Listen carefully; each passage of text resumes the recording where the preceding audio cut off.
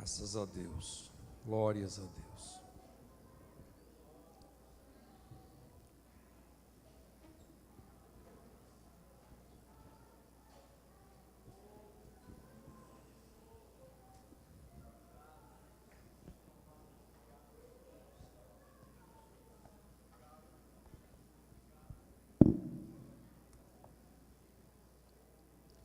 Glórias a Deus. Eu quero, neste momento, fazer as apresentações, começando aqui. Quero saber se nós temos irmãos do nosso campo, alguém que congrega no campo de Itapuranga e nos visita nessa noite. Se temos, por favor, coloque de pé. Irmãos que congregam em outros campos, aí do estado, até fora, né? Também não temos. Irmãos que congregam em outras igrejas evangélicas, que não é a Assembleia de Deus, eu peço para se colocarem em pé. Todos os irmãos que estão aqui são crentes da Igreja Batista, Presbiteriana, Igreja de Cristo, Deus é Amor, está aqui o irmão Cícero, da Igreja Pão da Vida, e mais alguém de outra igreja. Também as pessoas amigas, pessoas que ainda não são evangélicas. Está aqui o Divino. Mais alguém? Vamos recebê-los como bem-vindo? São bem-vindos em nome de Jesus. Graças a Deus.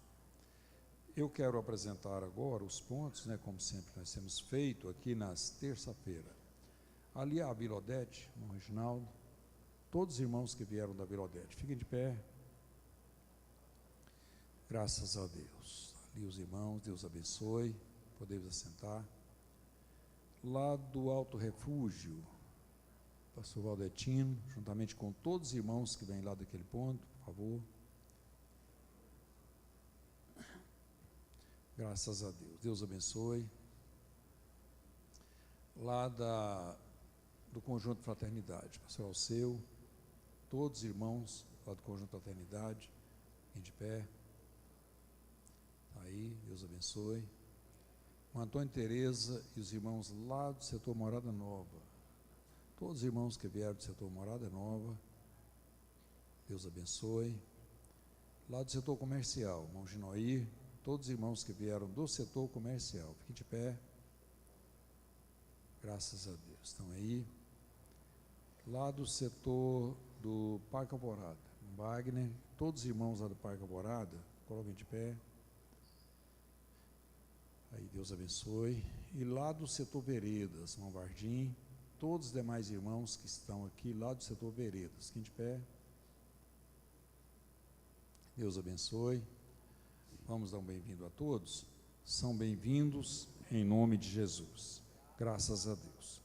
Bom, nós louvamos a Deus por essa reunião abençoada, né? Até agora Deus tem nos abençoado.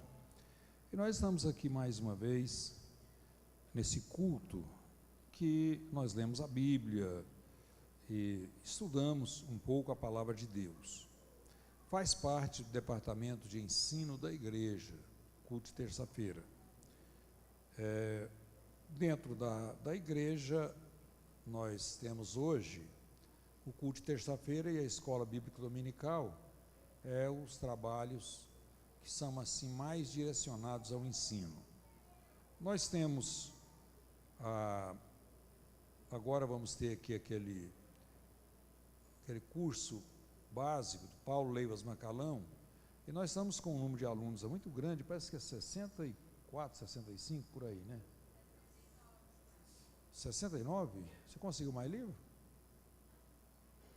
Ah, certo. 69 vão iniciar aqui esse curso agora no dia 22, próximo. Então, quem não pegou os livros, por favor, pegar lá na secretaria. E você já vai pegar um e efetuar o pagamento do próximo, para a gente já fazer o pedido e não ter nenhum atraso. É a orientação que a gente já tem passado aí para os irmãos. Então, eu acredito que Deus, é um trabalho que Deus está levantando e com certeza vai contribuir muito para a edificação, para o crescimento espiritual da igreja.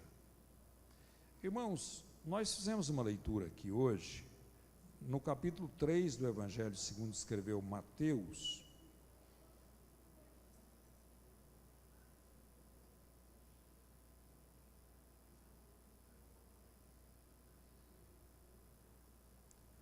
Mateus capítulo 3, e nós lemos aqui dos versículos 1º até o 12º versículo.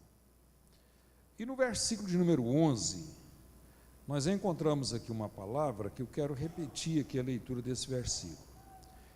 E eu, na verdade, vos batizo com água para o arrependimento, mas aquele que vem após mim é mais poderoso do que eu. Não sou digno de levar as suas sandálias. Ele vos batizará com o Espírito Santo e com fogo. Ainda no capítulo 3, e o versículo 16, nós encontramos a palavra de Deus, esse versículo diz assim: e sendo Jesus batizado, saiu logo da água, e eis que lhe abriram os céus, e viu o Espírito de Deus descendo como pomba e vindo sobre ele. Eu queria deixar uma palavra nessa noite, eu acho que não vou me estender muito, mas eu queria dar uma palavra nessa noite sobre o Espírito Santo.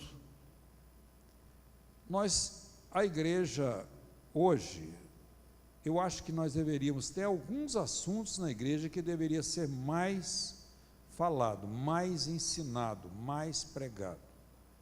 Vocês já observaram que a gente não fala muito hoje sobre a volta de Jesus, sobre batismo com o Espírito Santo, sobre dons espirituais, muito menos sobre pecado, sobre a condenação eterna.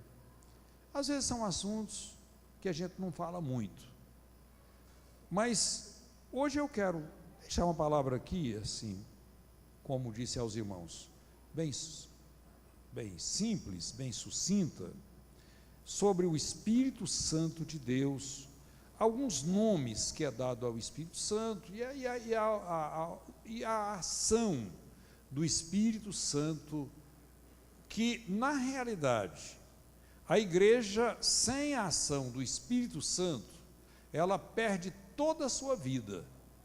É a vida da igreja hoje. Lá no Velho Testamento, nós encontramos, às vezes, há algumas manifestações especiais do Espírito Santo sobre algumas pessoas, na vida de algumas pessoas. E eu sei que se eu pedisse ajuda aqui a alguns irmãos, eles iriam me ajudar aqui, citando alguns deles. Poderia até fazer isso, mas eu quero só mencionar aqui.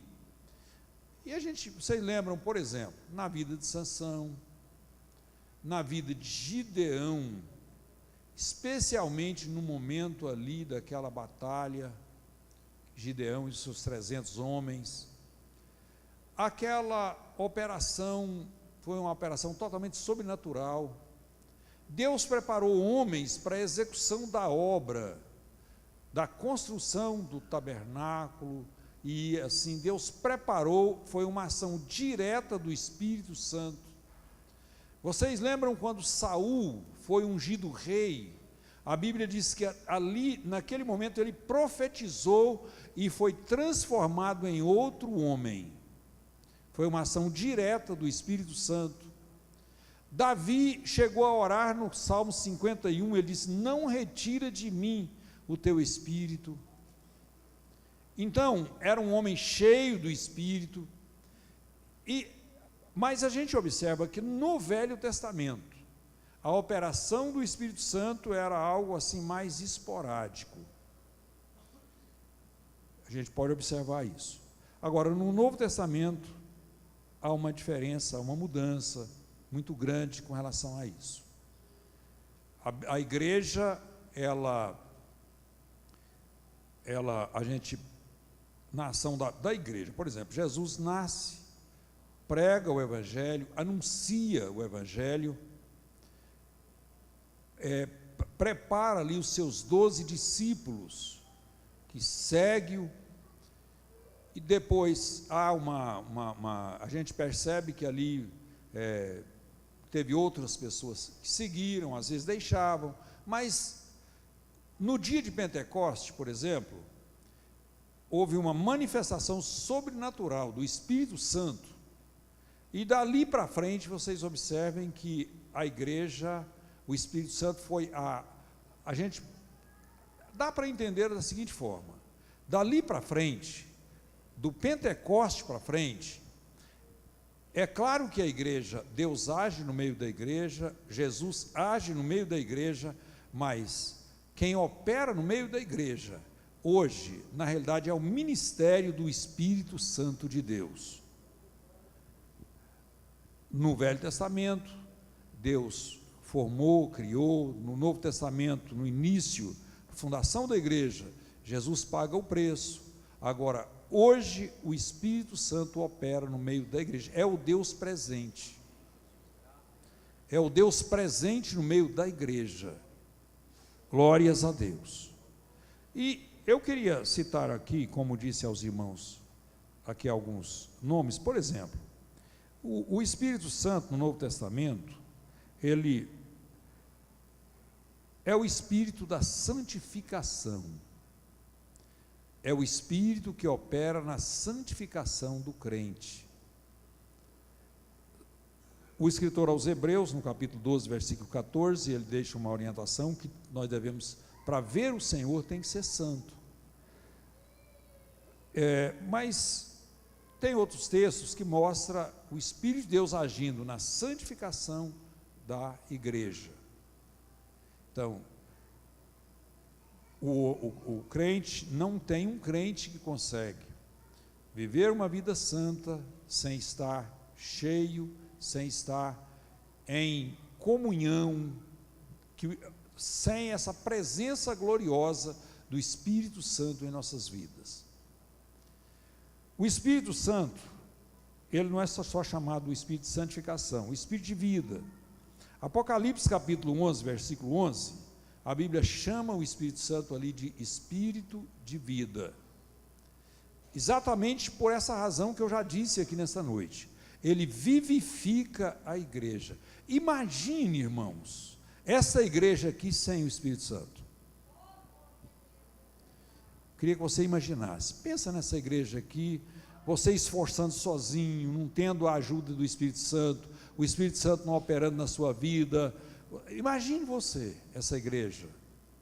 Às vezes, até poderia ser uma igreja bem preparada teologicamente falando, eu digo, é claro que toda a teologia, ela, é claro que existe, quem estuda teologia sabe que o Espírito Santo opera, mas em termos de conhecimento histórico de Jesus, conhecimento histórico de Israel, conhecimento histórico da própria igreja, você conhecesse a história da igreja detalhadamente, mas você vai pregar para alguém, chega, começa a pregar, mostra um conhecimento tremendo. De vez em quando vocês veem um pregador subir no púlpito, ou até mesmo os irmãos, chega num grupo familiar, ou numa reunião, e você vai pregar, e de repente você se sente sozinho. É verdade ou não é?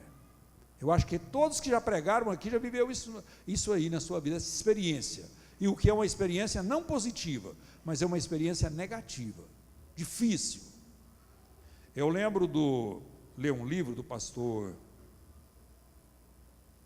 Leonard Ravenhill, o título daquele livro é Por que tarda o pleno avivamento?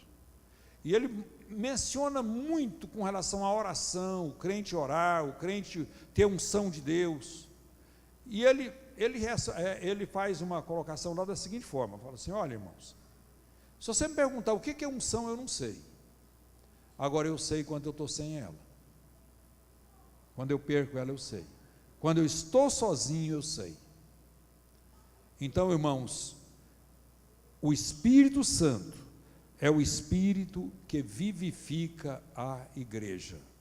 A igreja, ela é uma organização, tem CNPJ, nós temos uma organização, um hall de membros, uma organização com relação à secretaria, tesouraria, muito bom isso. Esses dias, o pastor Marcelo estava me contando que foi fazer um documento aí, e alguém num cartório procurou para ele como é que funcionava a direção da igreja, com relação a pagamentos e uma série de coisas. Aí ele comentou e a pessoa falou, então é diferente de algumas que tenho visto, nós temos registrado agora, ultimamente, algumas igrejas, e tem alguém que registra de uma forma bem estranha, eu não quero nem comentar isso aqui, não quero porque, mas registra e coloca lá, registra um estatuto, e lá tem alguns detalhes diferentes, estranhos.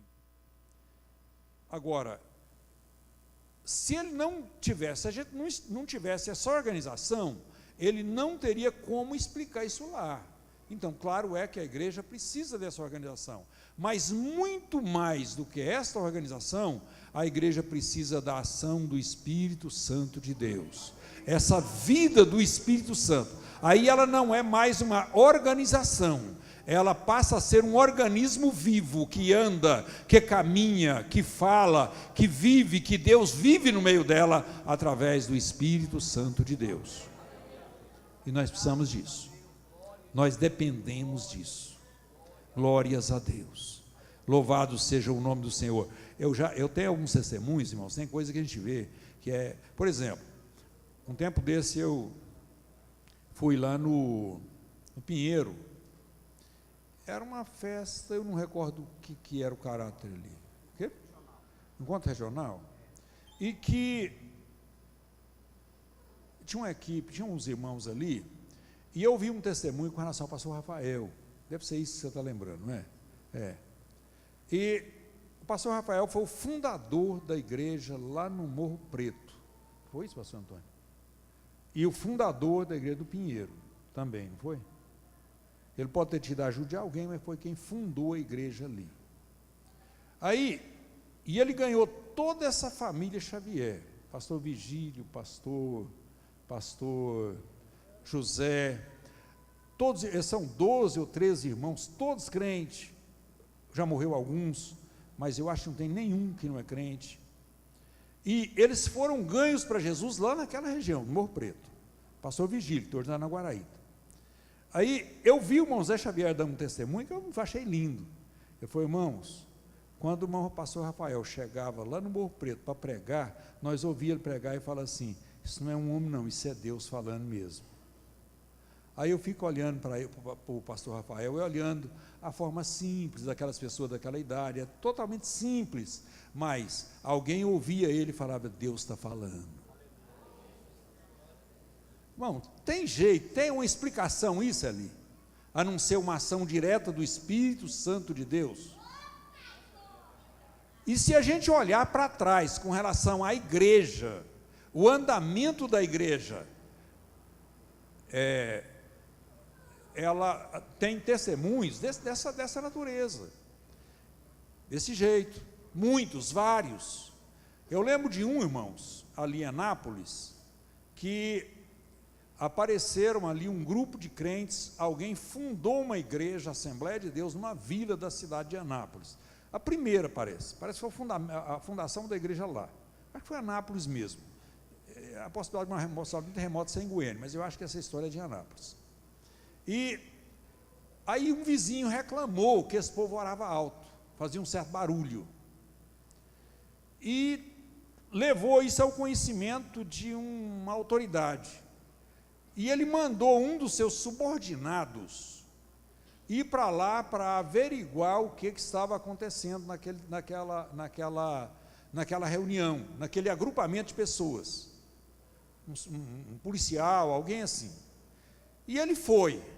E ele não trouxe resposta para o seu comandante, para o seu líder. Não trouxe. Foi averiguar aquilo e calou. Passado alguns dias, o chefe, o líder, chama o seu subordinado lá e falou, rapaz, eu te mandei lá para você ver aquele negócio lá, e eu não entendi, você não me trouxe resposta. Ele falou, eu comecei a chegar perto, comecei a ver eles orar, e eu vi eles orando para Deus abençoar a cidade, para Deus abençoar o Senhor, para Deus abençoar as autoridades, e eu entrei no meio deles, hoje eu estou lá no meio deles. Foi em Goiânia? Então agora eu estou no meio deles, eu estou lá, sou um deles. Então, irmãos, vida é o Espírito de vida, é o Espírito Santo de Deus. Glórias a Deus, louvado seja o nome do Senhor.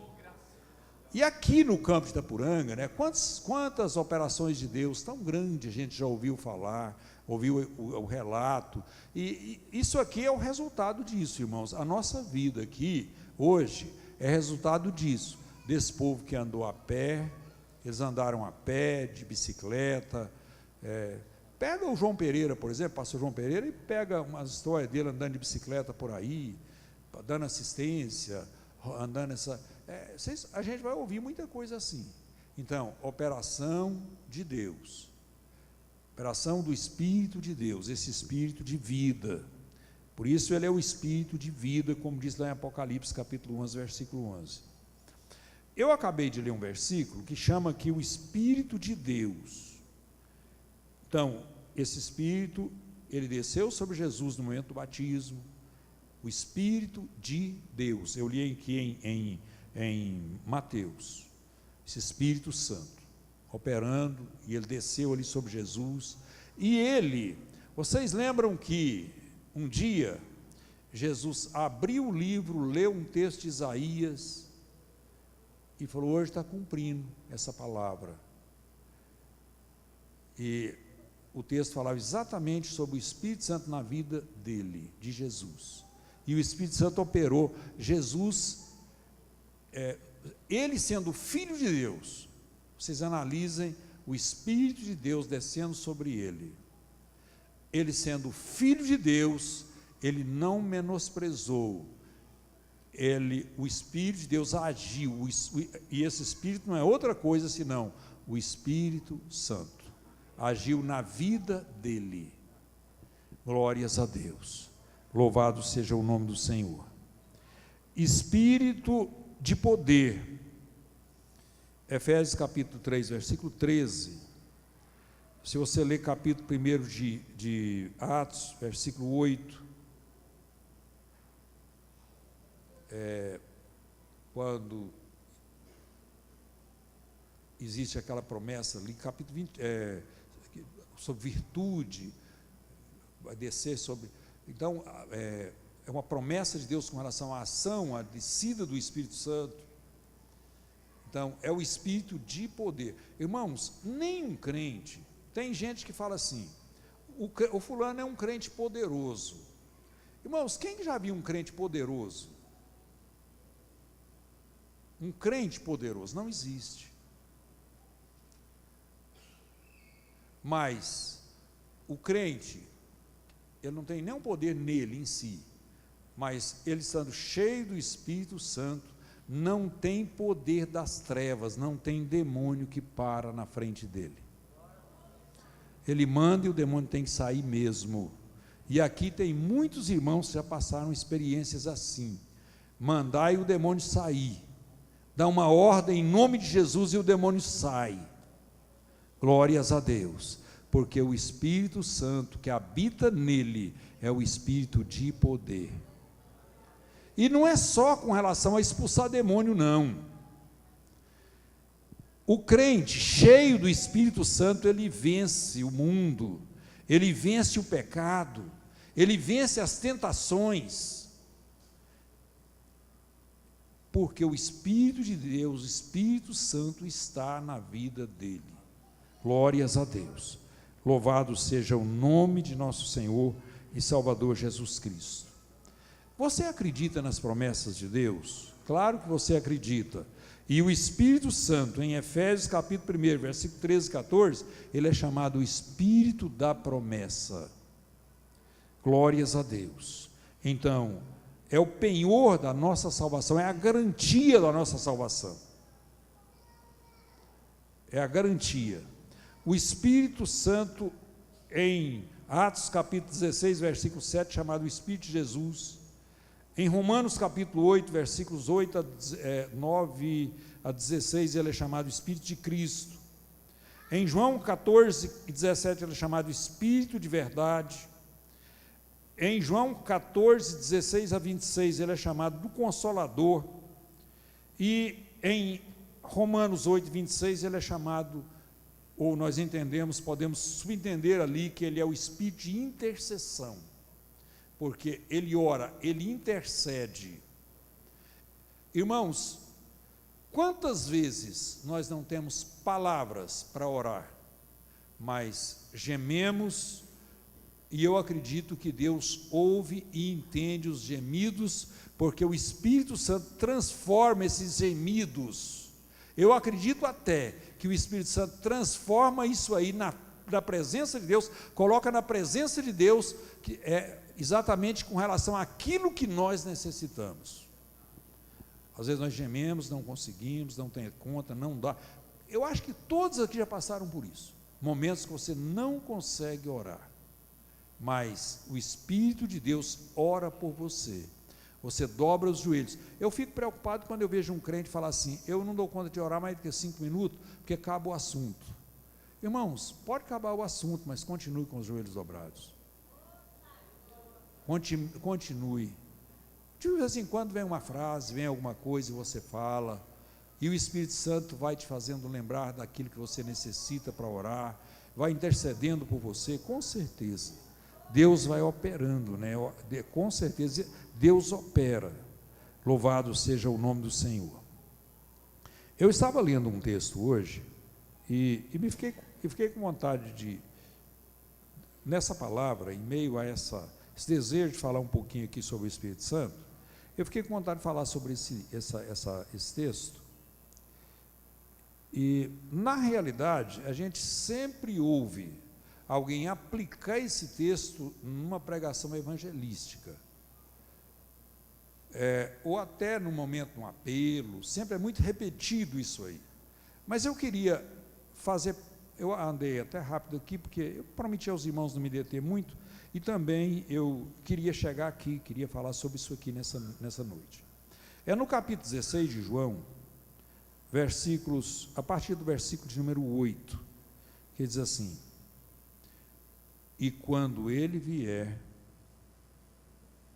convencerá o mundo do pecado, da justiça e do juízo.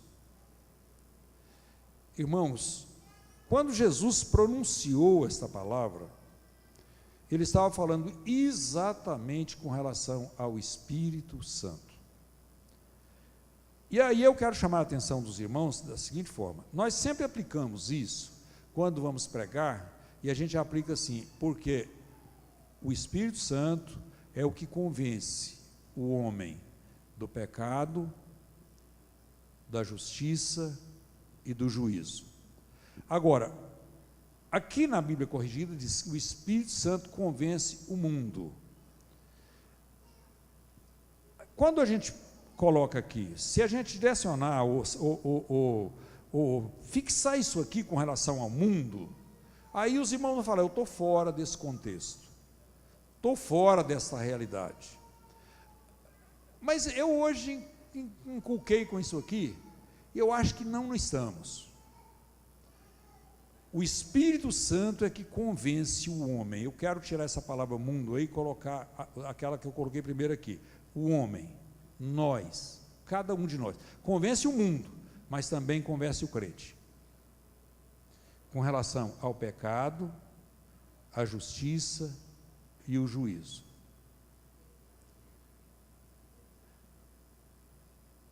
Irmãos, sem esta ação do Espírito Santo na nossa vida, tem muita gente vivendo aí, fora desse contexto cristão, dessa ligação com Cristo Jesus, totalmente alienado, como está escrito no capítulo 2 de Efésios. No capítulo 2 de Efésios, vocês podem ler aquilo ali, que a Bíblia fala de uma época em que os gentios estavam totalmente alienados com relação a Deus, a salvação. Eles só adquiriram esse direito através de Cristo Jesus. Então, tem muita gente que está naquela situação até hoje, porque ainda não abriram os olhos, não tiveram os olhos abertos para a salvação. Eu hoje estava falando, depois eu volto aqui. Eu estava falando hoje no rádio, Deus me deu uma palavra ali, eu estava até... normalmente eu passo ali 3 hinos no meu programa. Hoje eu passei só 2, e na realidade o tempo não ficou grande, é porque teve mais avisos. E quando eu olhei no relógio, a menina perguntou, vai passar outro? Eu falei, não, vai não, eu vou dar uma palavrinha aqui.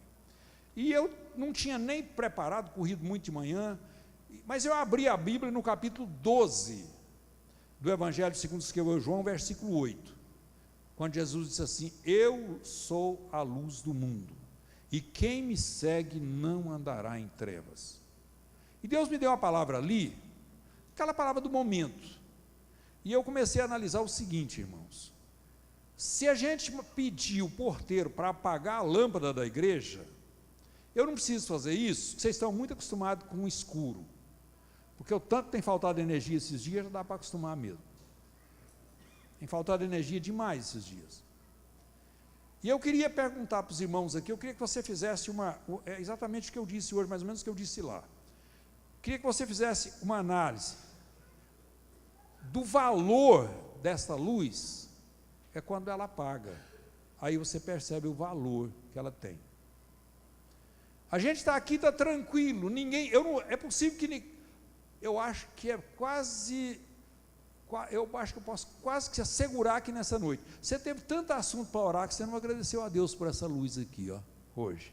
É possível que não, eu não agradeci não. Eu acho que praticamente ninguém agradeceu. Agora eu queria que você analisasse o seguinte, se ela apagar, é ruim ou não é? É difícil ou não é? Aí, por quê? Porque se ela apagar, eu vou ter dificuldade de descer aqui, porque eu não vou ver esses degraus, corro o risco de cair aqui, sai daqui, esbarra num banco, o irmão perde a direção, se não tiver qualquer claridade lá fora, um carro num lumiar com farol lá, você corre o risco de bater num banco desse, é uma dificuldade grande isso aí. De vez em quando a gente acerta a perna numa quina de qualquer coisa, dói que só. De vez em quando eu passo aqui no escuro, aqui dentro da igreja, e esbarra em alguma coisa, não é muito bom. Agora, quando está claro, é uma maravilha, né? A gente sabe para onde está indo, a gente olha para trás, sabe de onde veio, a gente sabe aonde a gente está, tudo direitinho. E eu estava analisando no sentido espiritual, pastor Valdeci, quantas pessoas hoje estão numa escuridão total no aspecto espiritual. Aí você pergunta para ele, de onde você veio? Ele fala, do macaco. Ele não sabe de onde veio, ele não conhece o Gênesis, não conhece a história da criação do homem, que Deus formou o homem lá no Jardim do Éden, ele não conhece isso. Você pergunta, onde você está situado no tempo? Como é que está esse tempo que você está vendo? Não sei nada, estou vendo no meio de fevereiro aqui, tá bom, é só isso que eu sei, não sei mais nada. Sabe para onde você está indo? Também sei lá, ué. Por quê? Porque está no escuro. Não tem uma intimidade com Jesus, mas o crente, tem crente simples aqui, que às vezes tem dificuldade para ler qualquer coisa, mas pergunta a ele, de onde você veio? Ele vai saber, Deus formou o homem lá no Jardim do Éden, colocou, o homem pecou, foi expulso de lá, perdeu essa comunhão com Deus, mas a história conta que daí a pouco, toda a raça humana peca, Deus manda Noé fazer uma arca, Noé faz a arca do jeito que Deus mandou, coloca Noé e sua família, e dali começa a raça humana a aumentar de novo, vem a época dos juízes, dos reis, crônicas, e aí os livros poéticos, e começam os profetas, e a coisa caminha, e depois no último livro do Velho Testamento, daí a pouco Jesus nasce, e reata essa ligação da igreja com Deus, e hoje eu tenho comunhão com Deus através dele.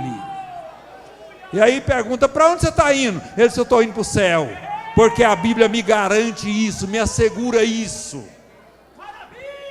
Não é porque ele sabe muito não, irmãos, é porque ele está na luz, ele tem Jesus, Jesus é a luz, e ele está vendo, ele está enxergando, ele olha para trás, sabe de onde veio, ele olha aqui, sabe onde está, e ele olha para frente e vê para onde está indo.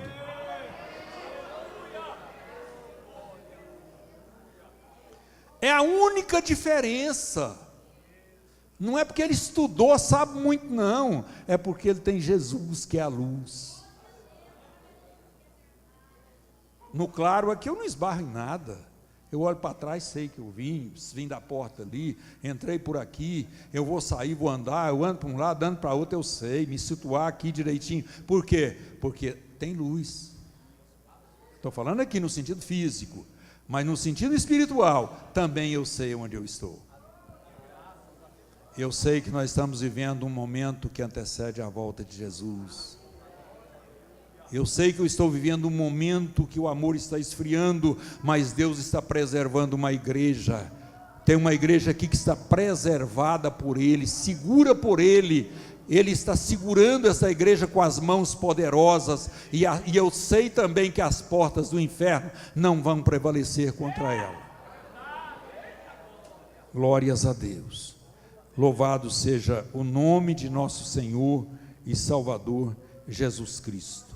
Então, irmãos, quando eu estava lendo esse texto, que aqui no capítulo 16 de João, diz que Deus, aqui o versículo 8, e quando Ele vier, convencerá o homem do pecado.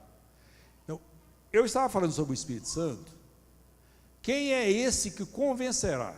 Quem falou disso aqui foi esse Jesus que eu falei dele aqui, que Ele religou. O que Adão perdeu no Éden, Jesus religou no Calvário. Então, ali foi a religação do homem com Deus. Lá no Éden, Deus falava com o homem, mas o homem falava com Deus. Depois da fundação da igreja, no Pentecostes, porque no Calvário Jesus venceu o inimigo. Ele pisou na cabeça da serpente. Pisou, lá no Calvário. Ele pisou, ele esmagou a cabeça da serpente. E ele, daí, no Pentecoste, ele deu o direito. Foi no Pentecoste que ele te deu o direito para você esmagar a cabeça da serpente. Lá, a partir do Pentecoste, você adquiriu isso aí. E foi através do Espírito Santo de Deus. Foi esse Consolador que está registrado aqui no capítulo 16, e que Jesus falou assim: quando Ele vier, Ele vai convencer do pecado, da justiça e do juízo. Aí eu fico pensando, irmãos, eu olhando para esse texto aqui, para essa passagem, para esse versículo que a princípio eu citei aqui, Ele convencerá o homem. Eu estava analisando o seguinte: por que tem muita gente hoje que não está convencido do pecado? Eu estava até falei que ia voltar aqui, depois eu entrei naquela palavra de Jesus lá no capítulo 12, versículo 8, mas quando Jesus diz, tem muita gente boa por aí, gente boa, dá esmola, ajuda os pobres, às vezes é amigo, mas não está convencido do pecado, não tem nenhum convencimento com relação ao pecado. Agora, por que não tem? Às vezes são pessoas boas, bem intencionadas, mas está faltando aceitar a Jesus como Salvador e ter a ação, deixar o Espírito Santo operar na vida dele. Porque segundo o texto aqui, quem convence o homem do pecado, primeiramente do pecado, é o Espírito Santo. E aí eu caminho um pouco mais e chego, eu citei aqui no caso de pessoas que estão lá fora, que às vezes é exatamente nesse aspecto que a gente aplica essa palavra, mas eu quero aplicar na igreja hoje. Por que tem muito crente hoje que já perdeu, já não tem sensibilidade com relação ao pecado? Eu queria que vocês me ajudassem a pensar nisso aqui hoje. O que está faltando?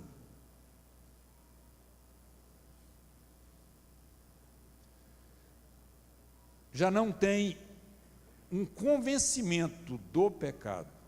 Porque experiência cristã não leva ninguém a ter convencimento de pecado, não. Pelo contrário, eu vejo até um aspecto negativo nisso. Muitas vezes a experiência cristã é como um narcótico. Ele funciona na sua vida, te trazendo, adormecendo, não é isso a função trazendo uma certa dormência.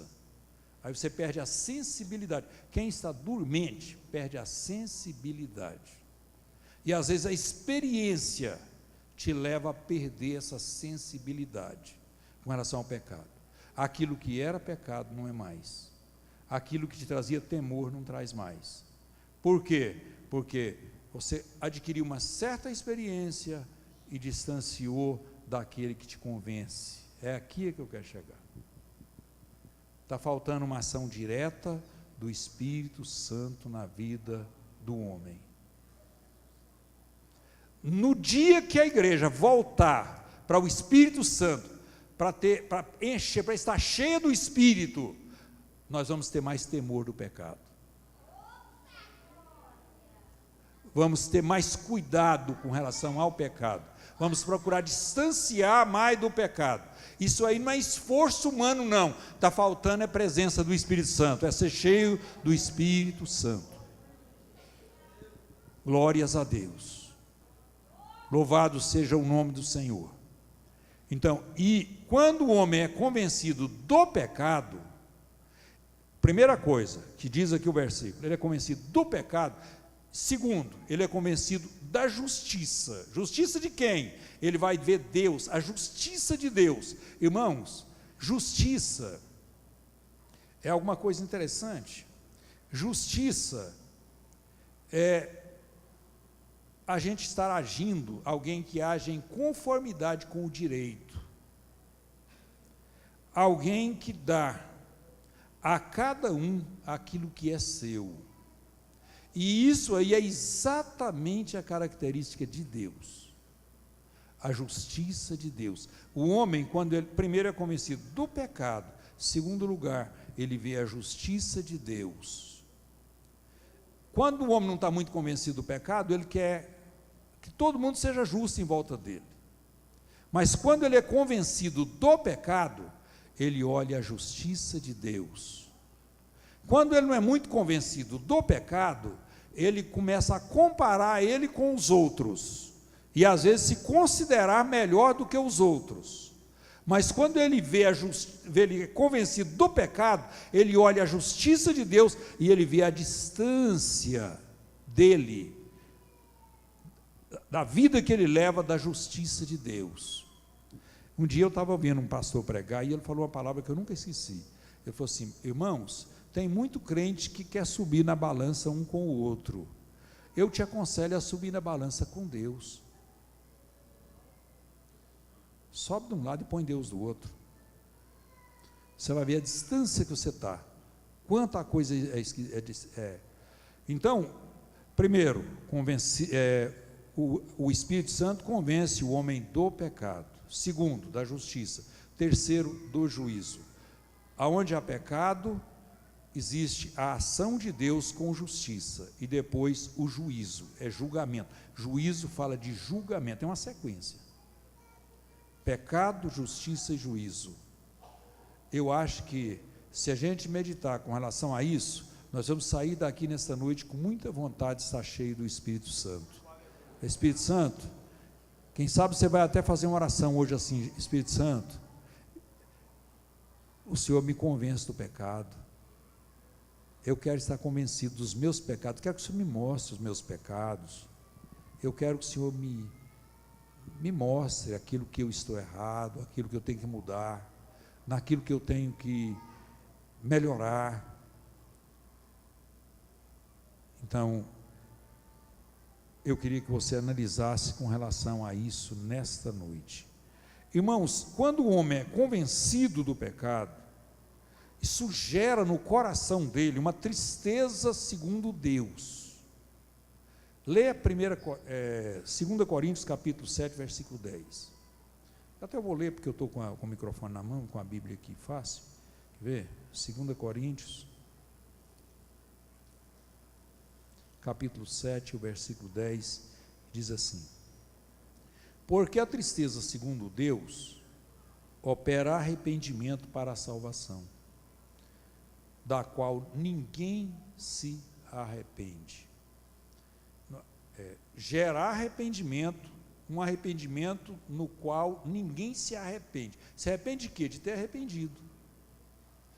Porque essa tristeza, segundo Deus, irmãos, quando o Espírito de Deus opera na vida do homem, ele tem tristeza do pecado. E isso gera tristeza. É isso que o apóstolo Paulo escreveu aqui aos Coríntios. Gera tristeza. E essa tristeza gera arrependimento. É uma sequência. E o arrependimento leva o homem a abandonar o pecado. Então eu quero terminar essa palavra nessa noite da seguinte forma. Eu queria que você buscasse.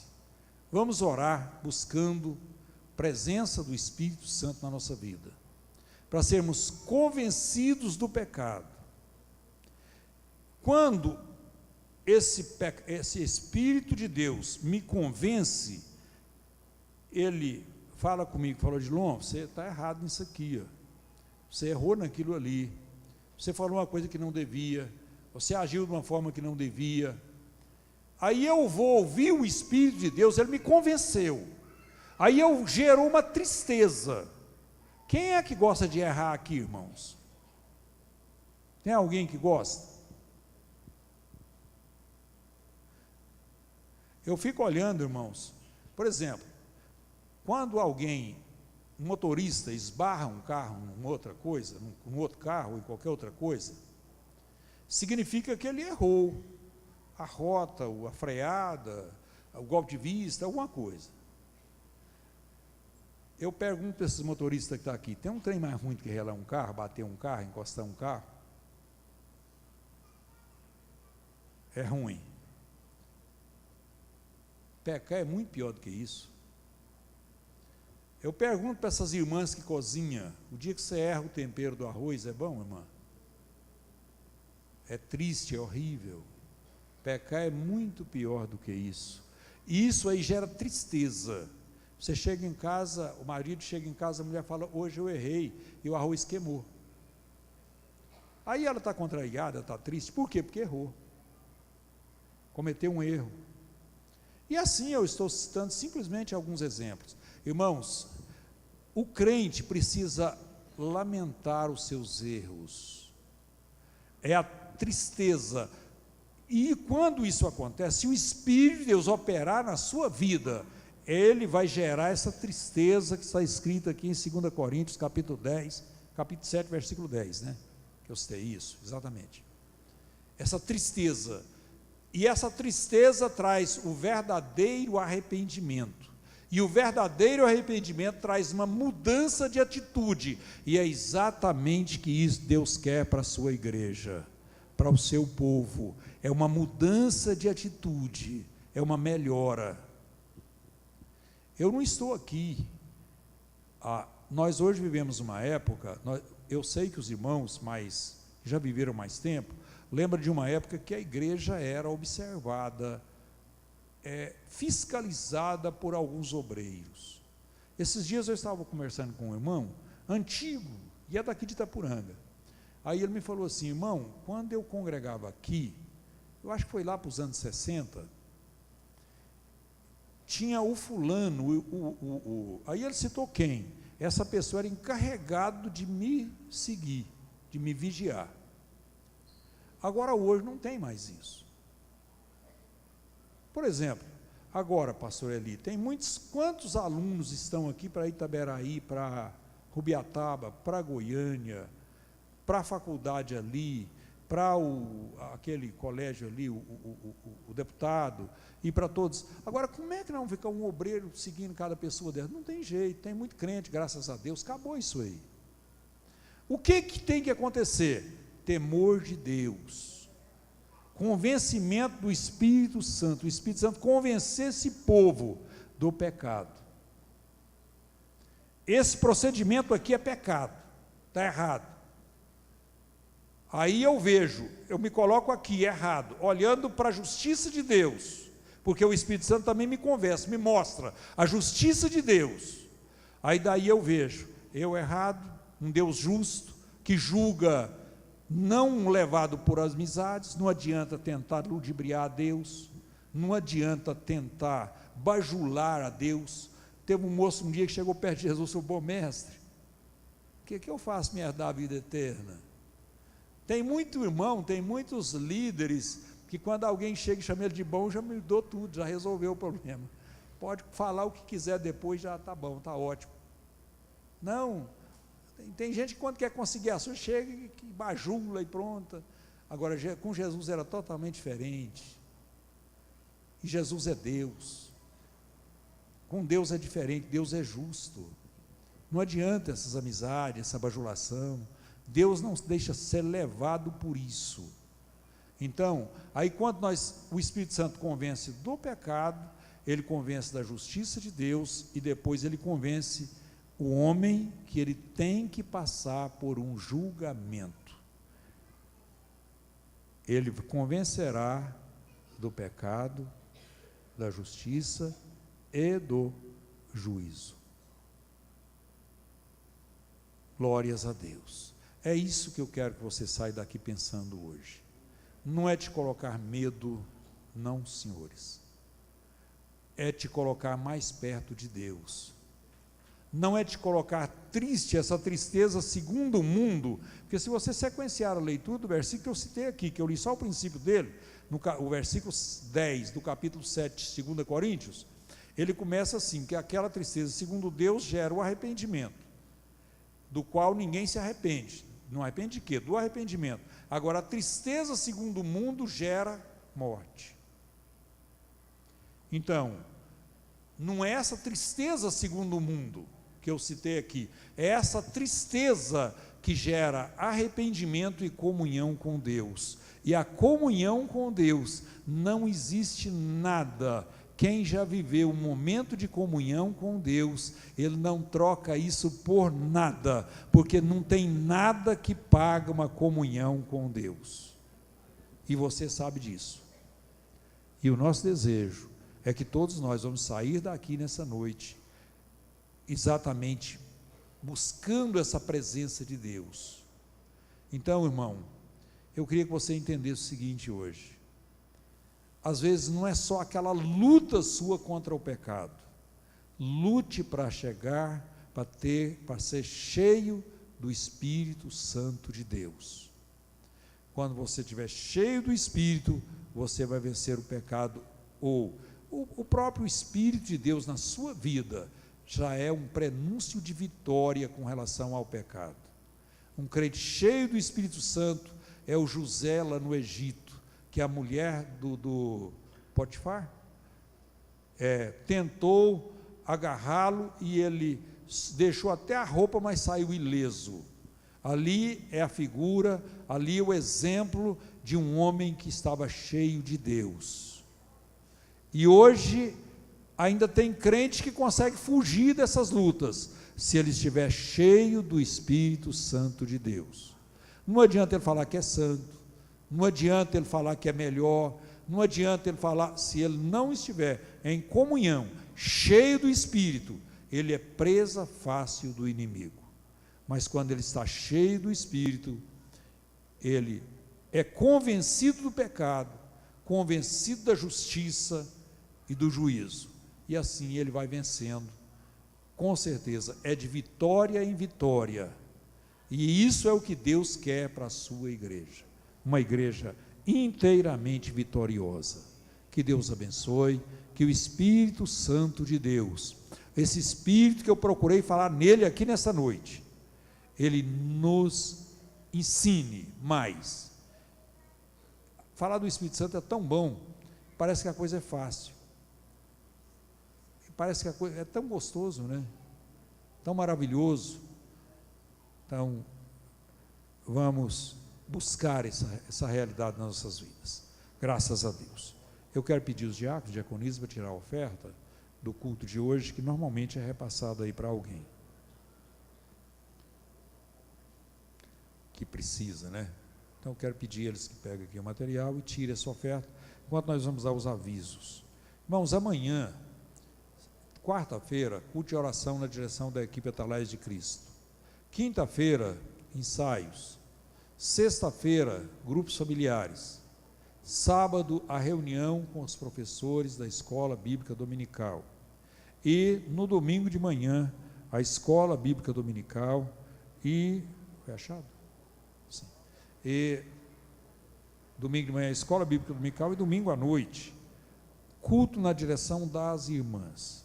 Está aqui presente os irmãos lá do Itoraí, o pastor Antônio, a missionária Dorcas, deve estar aqui.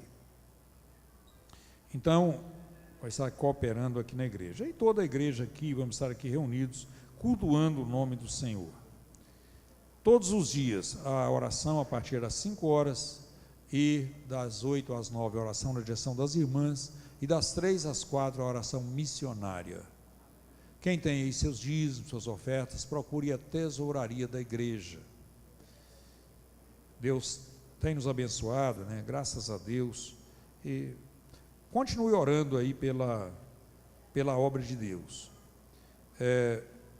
Foi domingo passado, na Santa Ceia, eu pedi uma oração pela obra de Deus, e eu estava com um probleminha assim.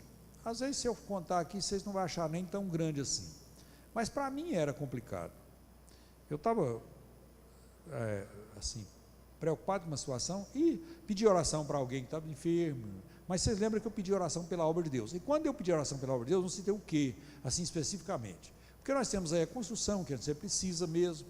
Mas, entre tudo isso, nós estava furando um poço ali na Novo Amanhecer, a água ali acabou, não tem água mesmo, acabou. Eu e o pastor Céu estava lá no sábado, quando chegou um carrinho assim, essa picapezinha pequenininha, como é que é?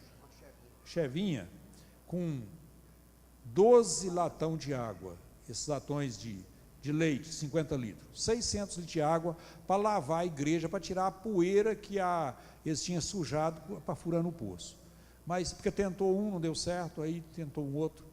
E aí, o primeiro, quando não deu, eu fiquei meio desanimado, conversei com o dono das máquinas, ele falou, não, vamos tentar outro aqui, eu acho que vai dar, e vai dar certo. E eu fiquei animado, ele começou a furar, eu vim embora. E eles têm uma medida lá, quando dá 60 metros, aí tem um valor até 60 metros, depois a coisa muda. Até 100, depois... Aí, quando chegou nos 60 metros, eles me ligaram. Falaram, deu 60 metros, não deu água não. Falei, não, vai até no 100. Aí chegaram no 100, me ligou de novo, falou, não deu água não. Meu Deus. Aí eu falei para o rapaz, falei, então, pode parar. Para aí, ele vai ver o que faz. Aí ele... isso é o dirigente da igreja lá, ele falou, não, eles já colocaram um cano na máquina aqui, é mais 4 metros, então deixa furar mais 4 metros, vai para 104, e aí eu liguei para o dono das máquinas e falei, pastor, eu vou ajudar nisso aí, vou ver o que eu posso fazer, deixa furar pelo menos mais 20 metros, aí eu liguei lá para o dirigente da igreja e falei, gente, é para furar mais 20 metros, aí o irmão falou, pastor, eles já foram embora, furaram os 4, não deu água assim mesmo, foram embora. Ele, então é bom, porque não dá tempo de ele pensar. Mas vai ficar preocupado com aquilo, lá sem água. Se não desse água, meu pensamento já era o seguinte, já tinha que desmanchar toda aquela estrutura ali, tirar aquela igreja e levar para outro lugar. Porque, o que vai fazer num lugar sem água? Não tem como ficar ali, uma congregação. E aquele dia eu pedi oração e eu pensei nisso. E eu, inclusive, orei, não quis falar para os irmãos, falei, vai orar pela obra, e Deus sabe o que é a obra, e essa é uma parte dela. Aí quando foi ontem, era 9 horas, por aí assim, eu estava sentado ali na secretaria, e pensando assim, ali para as 9h30, eu vou ligar para o dono das máquinas, aí eu vou falar para ele, olha, porque ele falou para mim que não estava desanimado com 100 metros, ia furar um pouco mais. Eu falei, olha, eu não vou falar para você que eu estou animado, nem desanimado, porque eu não entendo disso. Eu vou deixar para você que vai desanimar, a hora de desanimar você sabe. Mas você continua, enquanto você estiver animado, você fura aí, vê o que faz, e a gente depois vê o que faz isso aí. Aí quando eu estava pensando nisso, aí o dirigente da congregação me ligou, falou, pastor, o senhor está preocupado com o negócio da água? Ah, mais ou menos, estou aqui, vou levando. Ele falou, não, deu água. Eu falei, então deu? Ele falou, deu. Aí o pastor chegou ali, eu contei para ele falou, vamos lá, eu falei, vamos. Nós fomos lá, chegamos lá, ele falou, pastor, furou mais 1 metro e deu água.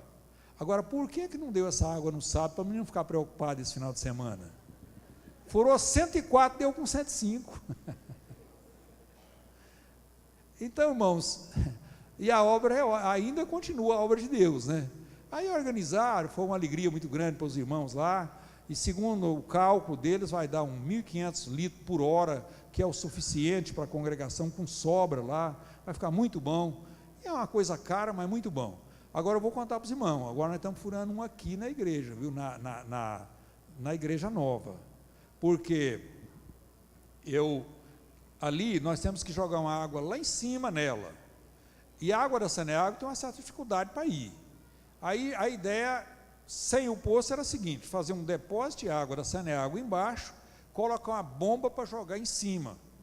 Aí eu falei, o tempo vai colocar uma bomba, colocar um depósito, faz uma bomba, vamos furar o poço, fica um pouquinho mais caro do que esse processo aí, mas só que o poço vai ficar para depois toda a vida, né? É um ganho futuro. Aí eles foram furar hoje lá, era para ter terminado, mas aí deu uma dificuldade com relação a um barro que juntou por ali, e eles atrasaram, furaram 28 metros, segundo a informação que eu tive, e só saiu da terra, já encostou na laje.